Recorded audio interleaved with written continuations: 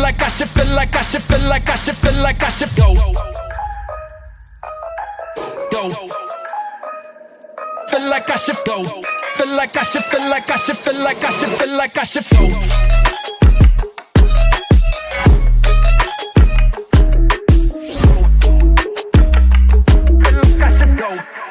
In the next scene, we move to the situation in another part of the airport, where goblins were massacring innocent people in the area. Before long, Suho arrived there and quickly killed the goblins using his speed. In his mind, he was saying that it would be impossible for the Hunter Association to allow a dungeon break to happen at a gate where it could cause many casualties. So he also wondered, what happened there? He said he needed to get people out of that place. While he was fighting, the apostle stared at him. He was thinking there that because he could see there was no faith of mist in Suho's body, he realized that he had not taken any stardust. He also noticed that his magic power was as strong as, or slightly stronger than, Min Sung's. Suho used his shadow extraction here on the goblins he had killed, and he ordered them to help those who couldn't evacuate the area. The apostle's eyes widened in shock when he witnessed this. He was baffled that he was seeing the authority that uses darkness, and he couldn't believe there was a human who could use the authority of darkness. He said in his mind that if this human was related to darkness, it would make more sense why he would attack the Hyena Guild and the Stardust Factory to disrupt their plans. When Suho turned to look at him, the apostle immediately averted his gaze and thought that he needed to hide his presence for now. While he was just thinking that they shouldn't let Suho realize their existence in this world, a fuel truck began to fly toward where they were. When it hit the building, it caused a massive explosion. However, because Suho thought he was just an innocent child, he saved the apostle and couldn't believe that a truck would suddenly fly there. He shielded the apostle with his body to protect him from getting hit and asked if he was okay. Suho's eyes became serious because of what he was looking at, while the bull monster that the apostle had given a yellow crystal to make it stronger approached him. It was also responsible for making the truck fly there. The beast immediately roared loudly, but it seemed like nothing to Suho as he just put on his hoodie. Suho noticed the symbol in the bull monster's eyes, and he wondered if this was the boss of the monsters that came out. Beirut told him that he could sense energy coming from that monster, so he said that if that was the case, perhaps this dungeon break was related to it. After that, Beirut also suddenly felt a strange aura coming from behind him, where the apostle was, so he wondered if he was just imagining it. The bull monster prepared to deliver a punch towards Suho, where he also prepared to charge. While thinking that he would put all the stats he gained from reaching level 35 into his strength, which increased his strength stat to 77, their fists clashed here, causing a powerful shockwave in the surroundings. While watching this, the apostle was puzzled because Suho saved him, and he also thought that he probably believed he was just a young human boy. He added that even though he was using the authority of darkness, he was extremely weak compared to the darkness. However, he said his potential couldn't be determined yet. He said he was lucky to have seen him here because he could kill him immediately before he became stronger. Suddenly, a male individual arrived there, and he commented that he was late. While controlling the fire around them, he also said they should finish this quickly. The fire began to fly around here and surrounded the remaining small monsters in the area, which surprised and caught the attention of the apostle. Even Suho was puzzled by the movement of the fire there. After this man surrounded the monsters with fire, he closed his hand, which caused them to shoot rapidly toward the bodies of the enemies.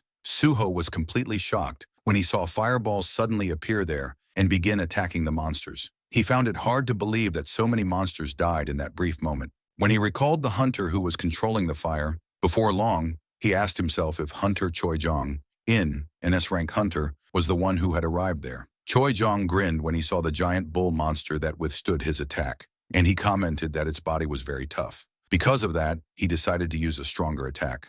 After clapping his hands together, he slowly pulled back his right hand. Before long, using his flame, he created a bow and arrow here and aimed it at the beast. The monster tried to rush toward him quickly, but before it could get close, he sent a flame arrow that solidly hit its mouth and caused it to fly far away from the building toward the nearby body of water. After that, Choi Jong controlled the scattered fire around and quickly absorbed them, while saying that with that, the situation was taken care of. The people were amazed at him and said that was expected from what they called the human weapon. While he waved and thanked them, afterward, he looked to one side because he thought he noticed a child there. It turns out that Suho had hidden behind a broken wall, while Choi Jong wondered why he would just leave after fighting until he arrived without accepting any credit. Suho commented in his mind that it was fortunate that he arrived. He also said that he couldn't allow his identity to be exposed, so he needed to get away from this place for now. He also pointed out that Ataram always acted secretly, and nobody knew. So he couldn't believe they just attacked civilians in a place where there were many people. He thus asked himself what they could be planning. Time passed, and in the evening, we see the apostle observing the city from his room. A small gate began to appear behind him, and it gradually brightened. When he turned around, he called him the third fragment and said he was already here, to which the third fragment called him the second fragment and said it had been quite a while since they last met. After that, the apostle said that before he handed over this body to him, he would first give him a simple briefing. He explained to the third fragment that among the humans, the living organisms of this world, there exist beings who possess magic power called hunters. Moreover, he said that among the hunters, there are beings that are known as S ranks who possess immense amounts of magic power, and they need to be wary of them. He also said there was a variable in this world, and they needed to eliminate it. The third fragment stopped him there and said he would just look at the memories of that body after he acquired it. For other details, he said he had completed his duties and would be absorbed by him as planned. The second fragment's eyes seemed to become serious here. So the third fragment asked if there was a problem, to which he replied that it was nothing, and he would just leave the rest to him. After that, he asked himself if what he was feeling was sadness, that he would disappear from this world, because a new personality would take over the body. However, he said that it can't be helped, because after all, fulfilling the will of their God was the top priority in this world. He began to accept the third fragment into his body, causing it to glow with red light. While doing this, he just thought that all of this was for the great creator. He embraced the third fragment, and after it entered his body, they emitted a blinding glow that enveloped the entire room. After that, the light gradually faded, and their body appeared bigger, as if the body grew taller and aged, while emitting red and yellow aura. When the third fragment saw in their memory what the second fragment referred to as a variable, he commented that he didn't expect there would be a being here capable of using the same authority as darkness. He also said that the second fragment's final decision was wrong because it would be a waste if they eliminated him. Next, the more mature appearance of the apostle was shown here, and he added that if they made that variable their follower, they would also be able to control even the dead. Suho sank into the couch, exhaustion pulling at every muscle. The airport incident had drained him. He barely had time to breathe before Baru stepped from the shadows, eyes scanning Suho's worn-out posture. "Young monarch, you look like you just fought through an entire war and came out the loser," Baru muttered with concern. Without opening his eyes, Suho let out a sharp exhale. "Well, I did just survive an hour-long interrogation by my uncle." He tilted his head, mimicking his uncle's voice. "It's great that you're saving the world, but what about your safety? What am I supposed to tell your parents if you end up face down in a ditch somewhere?" His jaw tightened at the memory. His uncle's words still echoed in his head. He glanced up at the ceiling, his tone softening. Mom and Dad must be worried too. A small smile tugged at the corner of his lips. Then with a burst of resolve, Suho sat upright and tossed the damp towel aside. "Rest can wait. Baru, we're heading to the Shadow Dungeon. It's time to train." Baru blinked. "Young monarch, shouldn't you at least rest a bit? Even those with shadow powers need sleep." Suho rolled his shoulders. "I haven't completed my daily quest yet. Can't miss the rewards. You know, priorities."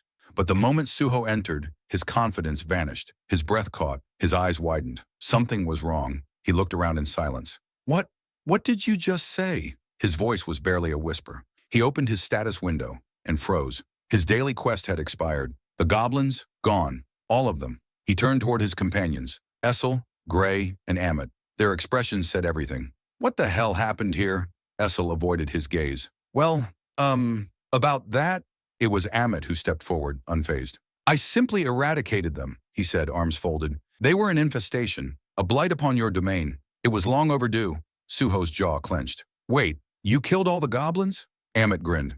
"Every single one, and as promised, not a single human was harmed." Suho stared in disbelief, then palmed his forehead. You wiped out all of my training targets in a single night. Do you realize what that means?" "My growth rate just plummeted," Amit chuckled. "If you seek strength, young monarch, why limit yourself to mere goblins? I shall personally oversee your training." Suho blinked. You can train me?" Amit's smile darkened. "Do you think I was born with this strength? True power is forged through relentless training. If you desire to surpass your limits, I will ensure you do." Before Suho could answer, a familiar chime echoed in Suho's ears. His system window materialized in front of him, displaying an unexpected notification. "Congratulations! You have unlocked a hidden quest. Preparation to become stronger." He blinked, scanning the text. His mind scrambled to process what had just happened. "Well," he muttered, rubbing his temple, I guess I don't have much of a choice. With a resigned sigh, he accepted the quest. Uneasy, Suho opened his quest log. Let's see. 100 push-ups, 100 sit-ups, 100 squats, and a 10-kilometer run? He squinted. What is this? The Sawatma training regimen. Amit's laughter rang out, deep and ominous, like a villain reveling in his master plan. Amit's grin turned positively wicked. Oh, but there's more. Another notification popped up. New condition added. You must complete all tasks while carrying Amit. Suho's head snapped up in disbelief. You want me to do what? Are you insane? Don't worry, young monarch. I'll make myself lighter. Before Suho could argue, a thick, mist-like aura enveloped Amit's form. His body began to shrink, compressing until he was barely the size of a child. Suho, Essel, and Gray could only stare. That is equal parts horrifying and impressive, Suho muttered under his breath. Amit stepped forward and gripped Suho's shoulder with his now tiny fingers. This should suffice. Now, let us begin. Already questioning his life decisions, Suho lowered himself into the push-up position. All right, let's get this over with. Despite the determination in his voice, panic clawed at the edges of his mind. How is this even remotely fair? Before he could dwell further, a system notification appeared again. Bond skill is currently locked due to the power gap between player and Amit. Requirement, level 80 to unlock. Suho's soul nearly left his body. Fantastic, he groaned internally. Just what I needed. Amit wasted no time, hopping onto Suho's back like it was nothing. The instant he did, Suho's arms buckled, his body trembling under a weight that felt less like a person and more like a collapsed building. A deep crack echoed beneath him. Essel and Gray froze. Baru muttered, I think the young monarch is about to die. Amit let out a hearty laugh. Oh, I may have forgotten to mention, while I can shrink my size, my weight remains unchanged.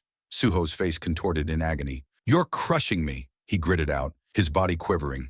Amit leaned closer, amused. That's the idea. To grow stronger, one must first be broken down. Suho clenched his teeth. Yeah, well, I'm definitely about to break. Amit laughed again. Good. Now give me 99 more push-ups, young monarch.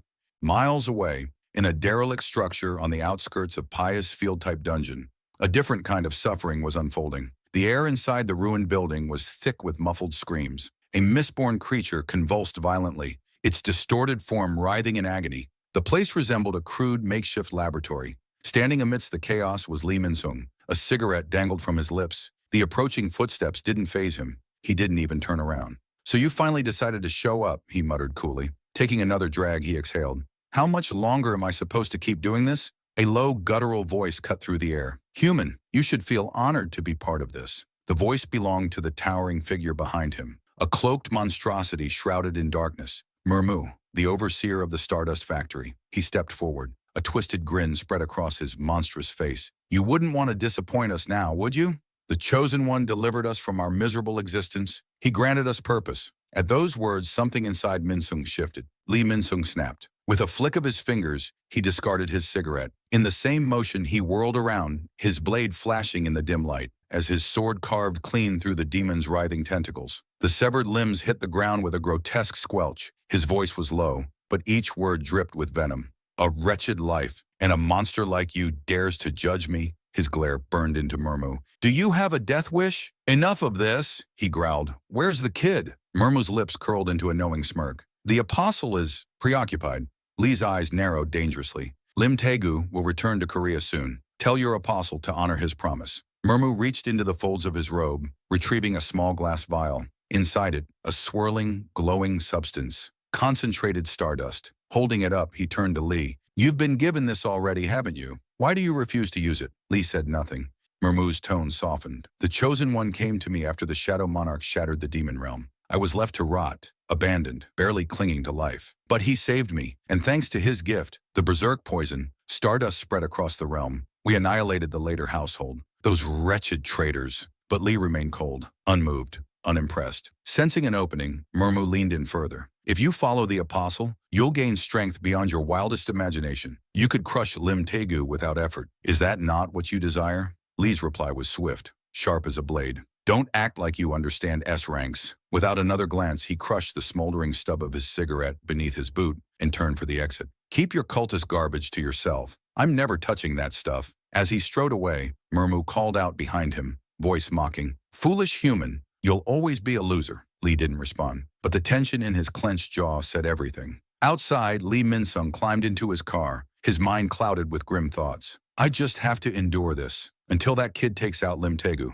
After that, I'll hand them all over to the Hunter Association. Let them deal with this mess. He exhaled slowly, his eyes dark with something unreadable. I was untouchable once. I'll make sure things go back to how they were supposed to be. With that, he started the engine and disappeared into the night. Unbeknownst to Lee Min-sung, a silent observer lurked in the shadows, watching. A hunter pressed a finger to his earpiece. Association Chairman Lee Min-sung just exited Pious Field Dungeon. I'm willing to bet that's where Stardust is being produced. On the other end of the line, the chairman's face darkened. Understood. Hunter Miho. Keep tracking him. Back at the association HQ, Chairman Lee stood facing a desk stacked with reports. Nearby, Choi flipped through the pages, not even looking up. It seems we're finally closing in on Lee Min-sung's activities. The chairman's expression was severe. During the airport dungeon break, all staff assigned to monitor the surrounding gates reported the same thing: simultaneous memory loss. Every single one of them had ingested Stardust. Choi adjusted his glasses, his eyes narrowing. Reports of hunters behaving erratically have surfaced across multiple regions, and they all have one thing in common: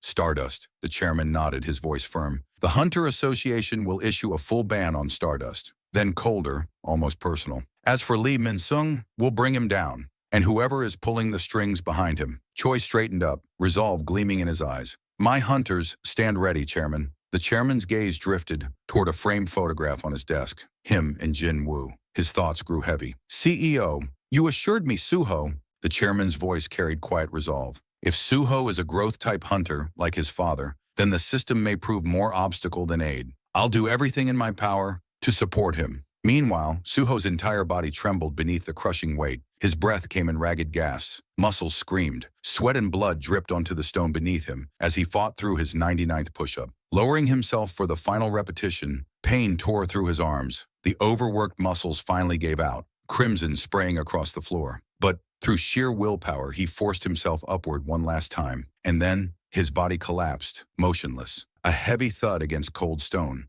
Amit climbed off Suho's back, stretching casually. Young Monarch, are you finished already? His tone was light, amused. That was just the push-ups for today. Essel and Grace stared in horror. Essel's voice cracked. His arms, his bones. He's completely shattered. Even Baru, usually unfazed, bared his fangs in fury. You reckless beast, he growled. What have you done to the fragile young monarch? This training ends now. But just as Essel reached for him, Suho stirred. His bloodied hand twitched, then lifted. His voice was hoarse, barely a whisper, but unyielding. Status. Window. A radiant interface flickered into view. Without hesitation, he navigated the system store and purchased a healing potion. The others watched in stunned silence as he uncorked the vial and drank. The golden liquid seeped into his wounds, glowing like molten light. Muscles stitched, bone realigned. Torn flesh mended itself. A faint, defiant grin tugged at his lips. I have to get stronger, he murmured, before I face Lee Min-sung. Amit stood taller now, his amusement deepening, watching Suho rise again, trembling but resolute. Feel like I should, feel like I should, feel like I should, feel like I should go. Go. Feel like I should go. Feel like I should, feel like I should, feel like I should, feel like I should go.